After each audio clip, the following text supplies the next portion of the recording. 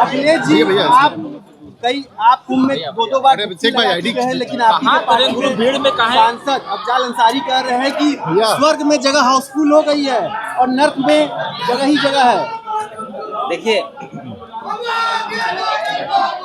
देखिए जो कुंभ का आयोजन है, कुंभ के आयोजन ने ये साबित कर दिया है कि जो विकसित भारत का रोड मैप है वो विकसित भारत का आधा अधूरा रोड मैप है। अगर विकसित भारत का सपना बीजेपी के लोग देख रहे हैं तो जो लोग सड़कों पे चल रहे हैं, जो कुंभ में आए हैं, उनको इतनी तकलीफ परेशानी का सामना नहीं करना पड़ता। जो कुंभ में लोग आते हैं वो पुण्य के लिए आते हैं, पुण्य के लिए उनकी श्रद्धा है, बहुत से अपनी मन्नतें मांग करके, और क्योंकि सदियों से ये चीजें चलती आई हैं। लेकिन इधर हम और आप लोग आपके माध्यम से और जिस तरीके से पैसा खर्च किया गया है उसके माध्यम से ये लगता है कि सम्राट हर्षवर्धन का कोई योगदान नहीं है कुंभ कराने में, या जो पौराणिक हमारे यहाँ महाकुंभ होता आया है, कुंभ होता आया है, उसमें भी बीजेपी के लोगों ने कराया होगा। तो इस तरह का प्रचार, इस तरह का लोगों को ये बताना कि हम इतनों की तैयारी कर रहे हैं। मुख्यमंत्री ने कहा कि हम 100 करोड़ लोगों की तैयारी कर रहे हैं। अगर 100 करोड़ लोगों की तैयारी की होती तो भगदड़ में ना किसी की जान जाती, ना किसी के परिवार का कोई सदस्य होता, और सड़कें और जो स्थान जाना चाहते थे वो अच्छे होते। तो सुनने में आ रहा है कि एक्सीडेंट के बाद भी बहुत से लोगों की जान गई है। यहाँ भी जब दर्शन के लिए श्रद्धालु आए तो यहाँ भी जान चली गई। तो ये इंतज़ाम पोल खोल देते हैं कि आपका इंफ्रास्ट्रक्चर, आपके विकसित भारत का सपना, आपका विकास आधा अधूरा है। बड़े सवाल इसलिए बनते हैं क्योंकि देश का सवाल है। इससे आपको भी सवाल नहीं पूछना चाहिए, और तब सवाल नहीं पूछना चाहिए जब प्रधानमंत्री कॉन्स्टिट्यूंसी में अगर आप उनको कबाड़ बोल रहे हो। तो मैं आपसे कहूँगा जब प्रधानमंत्री जी आए तो उनसे पूछना कि कबाड़ क्यों खरीदा है आप। एक आखिरी सवाल सर, आपका प्रेडिक्शन क्या है सर, 2027 में कितनी सीटें आपको आ सकती? देखिए मैं आपसे कह रहा हूँ बीजेपी की 420 ही 2027 में नहीं चलेगी। जनता इनको हटा देगी। जनता इंतजार कर रही हो, जनता इसलिए इंतजार कर रही है, ना किसान की आय दोगुनी हुई, महंगाई कितनी बढ़ गई है, बेरोजगारी बड़े पैमाने पर है, आप रोजगार दे नहीं पा रहे, डिलीवरी बॉय बना दिया, आप सब व्यापारियों को बर्बाद कर दे रहे हो। जीएसटी ऐसा लागू किया कि जीएसटी जब तक व्यापारी समझता है नया कानून आ जाता है जीएसटी में। तो ये जो जीएसटी की वजह से, वो मुनाफाखोरी की वजह से, महंगाई जो हमारे देश के सामने है वही भारतीय जनता पार्टी को ले डूबेगी। तो आपने तो माँ गंगा के साफ करने की बात कही थी, अब आप बताओ बनारस वालों, अब यमुना साफ कर रहे हैं, हो गई। अरे वरुणा को हम लोगों ने साफ करने का एक मॉडल तैयार किया था, और मैं आज कहता हूँ और फिर कहूंगा, जब कभी सरकार बनेगी तब आप देखना वरुणा को या नदियों को साफ करने का जो मॉडल गोमती का मॉडल था और जो मॉडल आपका वरुणा में बनाया था, वही मॉडल है जो हमारे देश की नदियों को साफ सुथरा करेगा। ये जो कसम खा रहे हैं कि यमुना को साफ कर देंगे, उनकी आपने कसम खाते हुए गंगा की भी देखी है, और फिर नई चीज देखी हम लोगों ने इधर। एक देखिए, हर एक से कुछ सीखना चाहिए हम लोगों को। हम लोगों ने मुख्यमंत्री जी से सीखा है कि कपड़े पहन के ही स्नान करना चाहिए। हाँ, ये सही बात है, ये आप लोगों के लिए भी है, आप लोग भी यही सीखिए। अब यही सीखे तो अगली बार जब गंगा में हम स्नान करेंगे तो बाकायदा पूरे कपड़े पहन करके ही स्नान करेंगे। अध्यक्ष जी, आपकी सारी बातें सही है, सारे मुद्दे जमीन पर है। सर, ये जो दिल्ली का रिजल्ट आया, लगता है कि इंडिया गठबंधन को मजबूती से लड़ना होगा, कांग्रेस का साथ जरूरी है क्या सर? कई बार हार से और कुछ कमी रह जाती है, उससे सीख मिलती है। मुझे लगता है कि हरियाणा की हार के बाद, महाराष्ट्र की हार के बाद और अब दिल्ली की हार के बाद इंडिया गठबंधन और मजबूत होगा। कैसे सर? जो कमी रहेगी उसको दूर करेंगे। वो एक लंबी कहानी है, क्योंकि उन्होंने जिंदा कर दिए मरे हुए लोगों को। एक एक व्यक्ति को 6-6 वोट डालने को मौका दे दिया। मिल्कीपुर बाहर के लोग आए, वो वोट डाल के चले गए, पकड़े गए। तो इसलिए चुनाव आयोग की जो जिम्मेदारी है वो निभानी चाहिए। समाजवादी पार्टी ने 500 से ज्यादा शिकायतें की, किसी पर कार्रवाई नहीं हुई।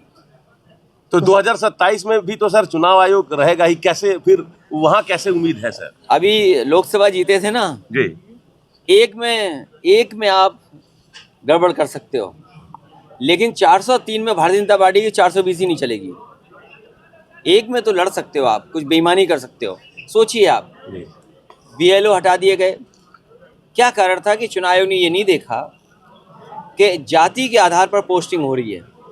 BLO हटा दिए गए, शिकायत की गई समाजवादी पार्टी की तरफ से। उसके बाद अधिकारी पुलिस के कुछ जातियों के ही पोस्ट कर दिया गया, चुनाव आयोग को शिकायत की गई, उसकी कोई परवाह नहीं हुई। प्रिसाइडिंग ऑफिसर्स कुछ टारगेट पूरा कर रहे थे, वो आपने भी सुना होगा। जो प्रिसाइडिंग ऑफिसर थे उसके अंदर बैठ करके कुछ टारगेट पूरा कर रहे थे वोटों का। अगर प्रिसाइडिंग ऑफिसर ही वोट डालने लगेंगे तो फिर क्या लोकतंत्र बचा आपका। इसलिए चुनाव आयोग को इस तरह के मुहावरा हम लोगों ने कह करके जगाने की कोशिश की है। नोटिस भी भेजा कफन वाले बयान। अरे भाई, अभी नोटिस वोटिस नहीं आया, हम भी तैयार हैं उसके लिए। हम चाहते हैं ये बहस बाहर आए, आयोग से बाहर कोर्ट में आ जाए, उसकी तैयारी हम लोग करेंगे। में पढ़ा और सोशल मीडिया पे पढ़ा, लेकिन जो बड़े चैनल हैं पता नहीं उन पे क्या दबाव है कि वो न्याय के साथ नहीं खड़े होते हैं। इससे पहले भी BHU में एक बेटी के साथ घटना हुई, वो न्याय के लिए सोचो उसको क्या तकलीफ और परेशानी का सामना करना पड़ा। अभी बिहार की जो बेटी पढ़ने आई थी उसके साथ जो घटना हुई है, कहीं ना कहीं परिवार संतुष्ट नहीं है जिस तरह पुलिस का व्यवहार है। और पुलिस को मनमानी नहीं करनी चाहिए।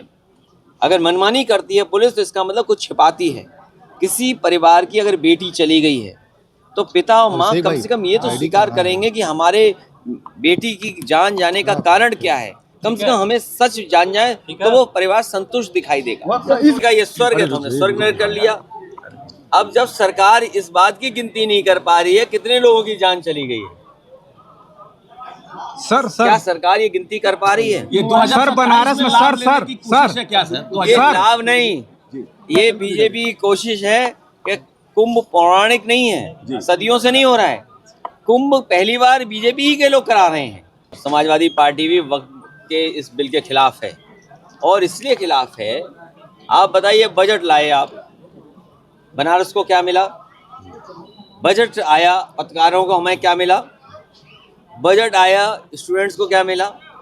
बजट आया हमारे यहाँ बहुत सारे किसान हैं या जो दूध पैदा करते हैं वो किसान हैं, जानवर रखने वाले, बताओ उनको क्या बजट में मिला? यहाँ व्यापारी जो साड़ी वाले हैं जिन पे GST परेशान कर रही है और तमाम व्यापार जो GST की वजह से परेशान, क्या मिला उन्हें? तो जब उन्हें पता लग गया कि बजट से मायूस है जनता तो उन्होंने वक्फ बिल ला करके जनता का ध्यान हटाने की कोशिश की है। आप लोग भी उनके जाल में मत फंसो। कि आप मुफ्त की रेवड़ी बांटकर परजीवी वर्ग तैयार कर रहे हैं जो काम करने के लिए तैयार नहीं। देखिए, हमारा संविधान वो अधिकार देता है कि जो गरीब हैं उनकी मदद की जाए, और केवल भारत में नहीं दुनिया में इस तरह की मदद होती है।